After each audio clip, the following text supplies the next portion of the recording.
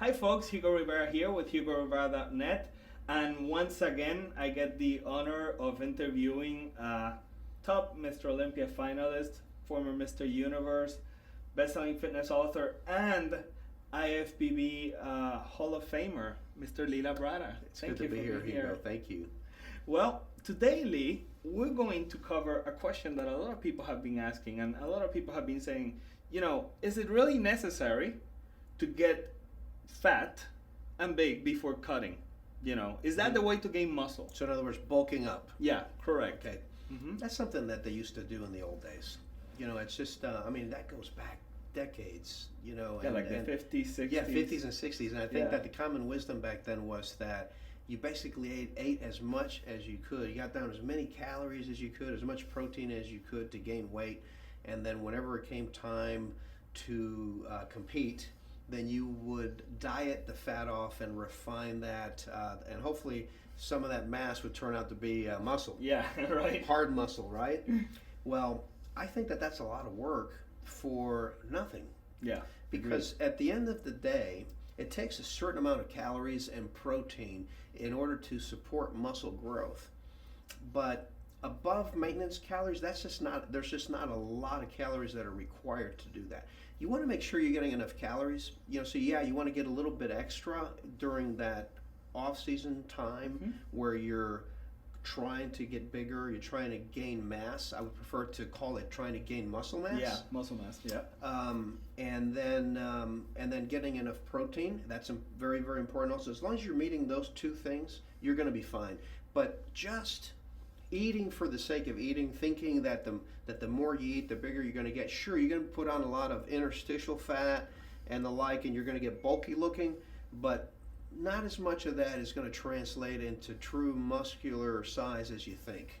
Yeah, you know what, Lee? And furthermore, I've been reading a lot of literature out there that indicates that once you go past, for a male, for example, 12% body fat, okay? And for a female, I think it's like 18 or something.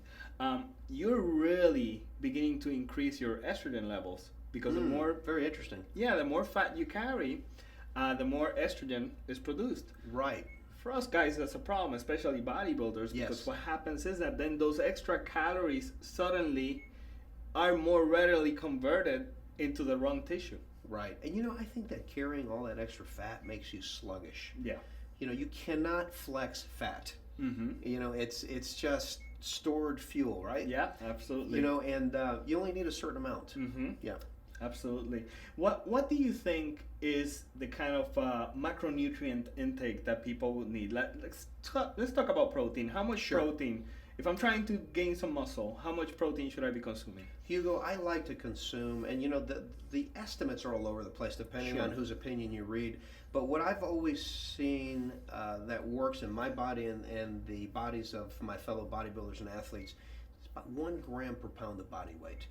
So if you're a 200 pound guy and you're eating 5 times a day, about 40 grams of protein at each sitting, is typically what I find works for a hard training bodybuilder, and assuming that the person is healthy and doesn't have any pre-existing health conditions, that type of thing. They can adequately handle that kind of protein, and in fact, I would actually encourage that for best gains. I will say this, Lee, from personal experience, I've been bodybuilding now since I was 14. I'm 39 now, and I do blood work consistently. Knock on wood, no issues with kidneys, no issues with liver. So there's a lot of misconceptions when it comes to this whole 1 gram per pound of protein. Right. That unfortunately some misinformed dietitians have. They say, well, this is too much protein, it's going to affect the kidneys and the liver. It's simply not true. Oddly enough, when people have kidney problems, a lot of times they put them on extra protein. Yes, interestingly enough. So go figure. Absolutely. It's very, very true. Yeah. So that's for protein. So the 1 gram per pound, completely, honestly, I've experimented with many, many levels too, Lee. Right. I find that's really just right on the money. On. Yep, about the right amount. How about carbs? Hugo, I like to look at the other 2 macronutrients, the carbohydrates and the fats, as fuel. And so I think that the idea is to consume enough fuel to keep, or let's say to meet the metabolic requirements of your body, just the daily things like breathing and walking around and just functioning, plus some extra fuel for exercise and training and a little bit of extra fuel for recovery. Okay, so what's the magic amount? I think it depends, varies from individual to individual.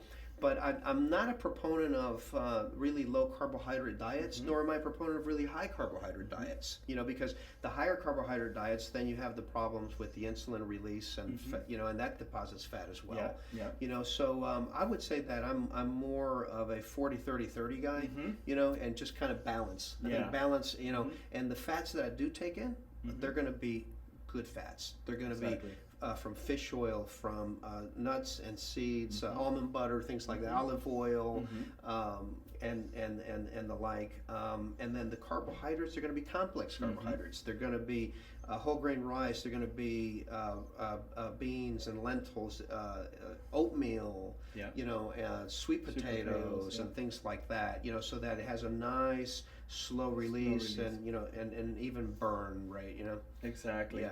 It's interesting, Lee, but oddly enough, through trial and error, that's exactly the same kind of figures I've come up with. And you always have slight variances in some people, but like I tell people, don't overcomplicate the stuff. Right. Right. It's like all you gotta do is just if you see that 40% total of calories in carbs is too much, simply lower it down a little bit. Just take 25 grams off. See how it works. And really, at the end of the day, you can kind of just eyeball your plate. So if you're trying to get 40 grams of protein, which is my case at each meal, so just a piece of fish or chicken about the size of the palm of your open hand, and then where the carbohydrate is concerned, the carbohydrate should be no bigger than your closed fist, maybe even a little less in some cases. The other side of your plate can be filled with steamed vegetables or salad. You put a little olive oil, or something, or have a tablespoon of fish oil afterwards, you're set.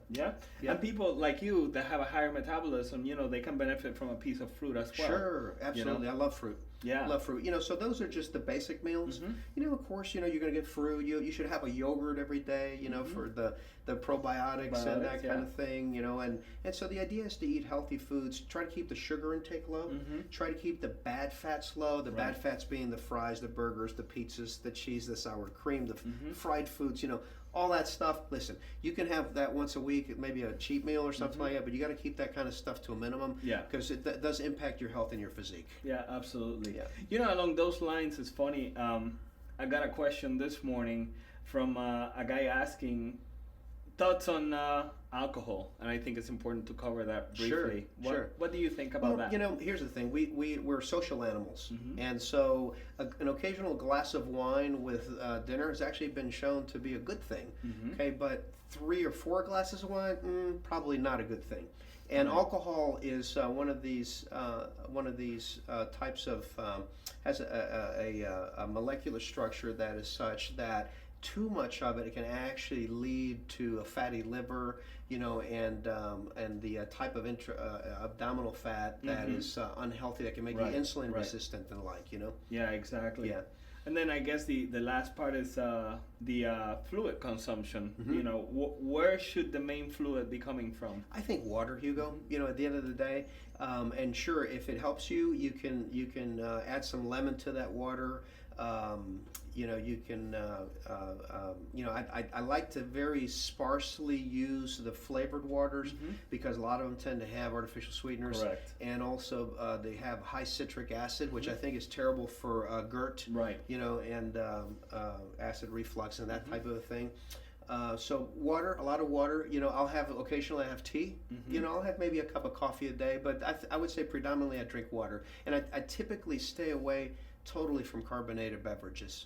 Just don't believe in them. Me too. As a matter of fact, they upset my stomach. So there's a lot of chemicals in those things. That's the problem. And you know what? The water with the lemon, I think is such a great idea. I do it on a daily basis. It lowers your acidity. Is that right? Yeah, which is absolutely greatly.